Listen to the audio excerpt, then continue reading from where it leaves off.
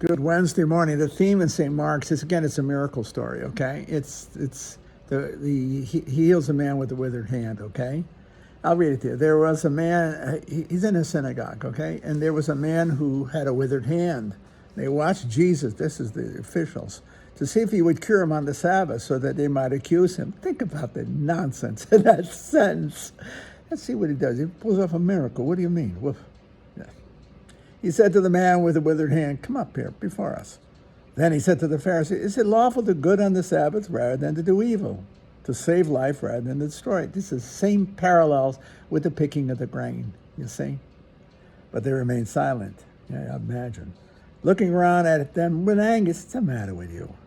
And grieved at their hardness of heart, he said to the man, "Stretch out your hand." He stretched it out and the hand was restored. The Pharisees went out and immediately took counsel with the Herodians against him to put him to death. Now that's wild, isn't it? You got to see that this is a structured story. If you saw a guy pull a miracle off, okay, are you going to tell me you're going to try to whack him? It's you a little over your head. If this guy could do that, let alone pull some of the other miraculous stuff he's pulling off, I'd say I'd back up. The last thing I would do is take that man on. Why, woof. He's got muscle. He's got muscle. These are stories. I'm sure they're true in part, okay? Christ, I'm sure, was a miracle worker. But they're meant to make a bigger point. They have to be. The Sabbath was made for man, not man for the Sabbath. The point. To do good on the Sabbath, given the moment. To take somebody who is crippled and make him whole. To purify and clarify, clear, and to make clean the leper, to make whole the broken, the disfigured.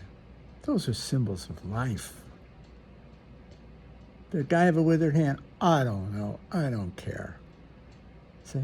I don't care. The blind who can't see. What are you giving them? Just eyesight?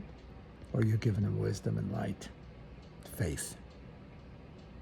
The miracle stories are meant to tell you a hell of a lot more than the miracle itself. He's not a do-gooder. He's a redeemer. And he's redeeming from all the horrors of life itself, its disfigurements, its isolation, its loneliness, its horror. And he gives light, its ignorance. He gives light and wisdom and hope, transforming the tragic into the holy, into the sound, into the beautiful and the good and the true. He transforms it. Christ brings life. Would that the laws would also support it, and they would in general, unless you get blinded by the law. The Pharisees were blinded by the good that they possessed, the law. But they made the law an end in itself, and they missed the great story of Christ. He came to go beyond the law without abandoning the law, but to fulfill it. He said, "I didn't come here to bust it up, I came to fulfill it." And he fulfills it. By the ultimate law, the law of charity itself, he makes whole the broken. And that seems to me to be the life of the church. We're not here to save your soul, we're here to bring, and in a sense, that kind of piety, that kind of expression of a kind of ultra-worldly piety. We're here to enrich the human life, the human community with hope. We're here to heal the wounds of humanity. This deep, radical sinfulness of humanity is radical loneliness. It's blindness. It's witheredness. To bring hope and life now and forevermore. Not just forevermore, now and forevermore. I think John the 23rd, his institution of his calling of the Second Vatican Council was to do what? To bring hope again to a dead Europe, to resurrect a defeated culture. He lived through World War I and II. He saw the horror of the abandonment of Christianity by the West, beginning in the 17th century, even earlier, 15th century. He saw its culmination in the burial grounds of Europe.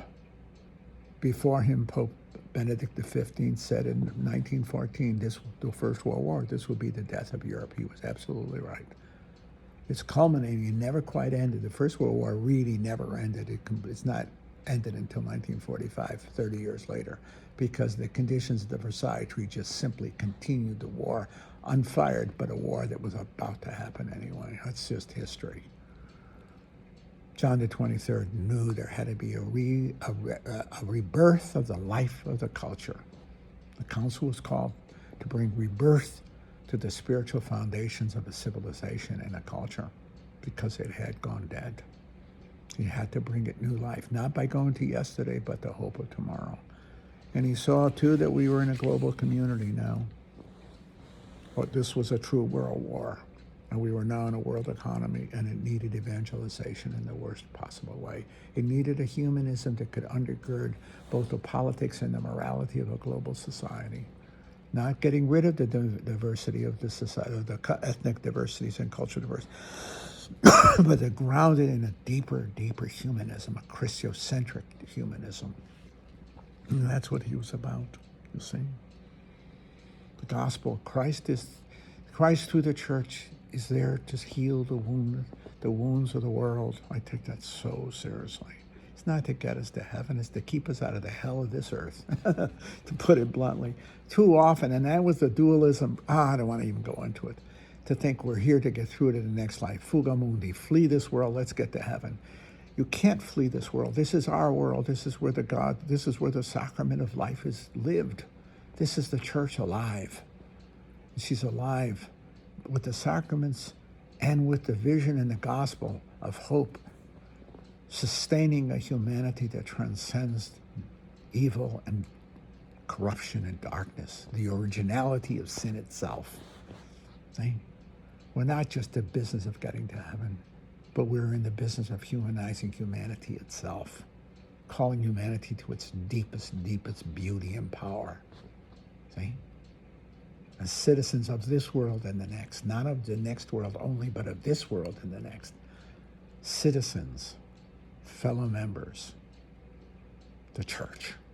Not the institutional church institution as such, but the institutional church as the human community, the global community in Christ, through Christ, and with Christ. I see it as a profound humanism. And in that humanism, I see it as the hope of humanity. I truly believe that. I'm not trying to be anything but true. I think the hope of the world is in the church, its own survival.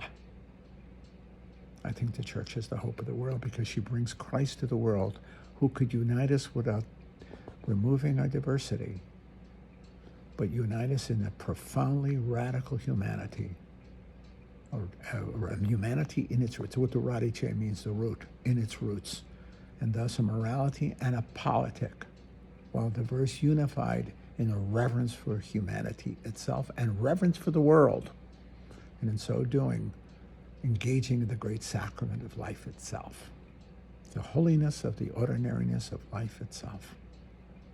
I believe that. I believe that. I'm not interested in getting to heaven. I am very profoundly interested in the humanization of the world in Christ for the sake of the world itself. And it's a mouthful, isn't it? But I mean it. And with that, paradise in eternity.